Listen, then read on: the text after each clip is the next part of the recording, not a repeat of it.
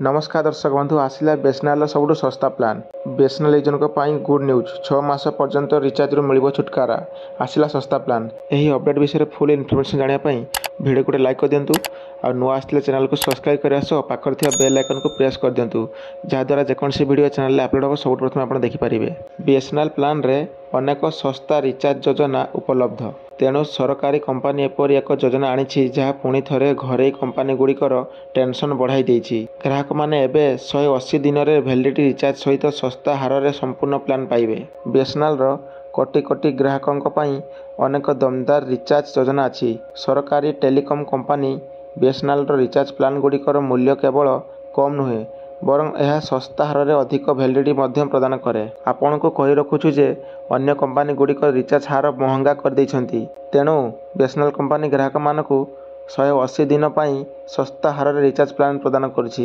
एही कारण रे अनेक ग्राहक बीएसएनएल रे जोग दैछंती। जदि आपण मध्य बीएसएनएल सिम व्यवहार करछंती तेबे यह आपनक पाई खुशी खबर। दीर्घकालीन रिचार्ज योजना विषय जानतु। अनेक घरे कंपनी ग्राहकों ठारू विपुल परिमाण रे टंका आदाय करती सेमाने कम दिन पाई रिचार्ज प्लान मध्य उपलब्ध कराती किंतु समग्र टेलीकॉम शिल्प रे बीएसएनएल एकमात्र एपरी कंपनी जो दीर्घ वैलिडिटी सहित अनेक रिचार्ज प्लान अच्छी। बीएसएनएल मात्र किछि टंकार दीर्घकालीन रिचार्ज वैलिडिटी प्रदान करुछि। जदि आपण प्रति मासरे महंगा रिचार्ज योजना बंचिबाकू चाहूछंती तेबे आपण एक बीएसएनएल सिम किनी प्रति मासरे सस्ता हार रे रिचार्ज करिपारिबे। बीएसएनएल 180 दिन पाई मागणा कॉलिंग प्रदान करुछि। आपनको जणाइ देउछु जे बीएसएनएल रो पोर्टफोलियो रे अनेक सस्ता रिचार्ज प्लान उपलब्ध जो मागणा कॉलिंग डाटा मागणा एसएमएस भली अनेक सुविधा दीर्घ वैधता सहित दि जाए। बीएसएनएल एक सामान रिचार्ज प्लान आनी जो ग्राहक को 180 दिन दीर्घ वैलिडिटी मिलता है। यह सहित कंपनी समस्त लोकल एवं एसटीडी नेटवर्क रे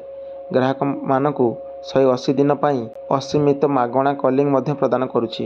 बीएसएनएल रिचार्ज प्लान दुईटी सिम कार्ड पाइबार दमदार सुजोग। सरकारी कंपनी रो 895 टका प्लान से ग्राहक मानक पाई सबुठार लाभदायक होई पारे जे माने पाखरे दुईटी सिम कार्ड अछि। एही योजना सहित आपण संपूर्ण 6 मास पाई संपूर्ण मागणा रहिबे।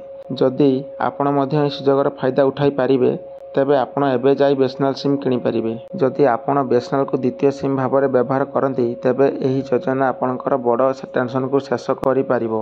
एही योजना रे मोट 90 जीबी डाटा प्रदान करा जाउछि। आपणकर डाटा सीमा सरीबा परे आपणको 40 केबीपीएस स्पीड मध्य मिलिबो। आपण प्रतिदिन 100 टी मागणा एसएमएस मध्य पाई पारिबे। तो ये थिला आज अपडेट। आपनको ए वीडियो जदि भल लागिछि वीडियो को लाइक कर दियंतु और नुआ आसले चैनल को सब्सक्राइब कर रखंतु। रहिली धन्यवाद।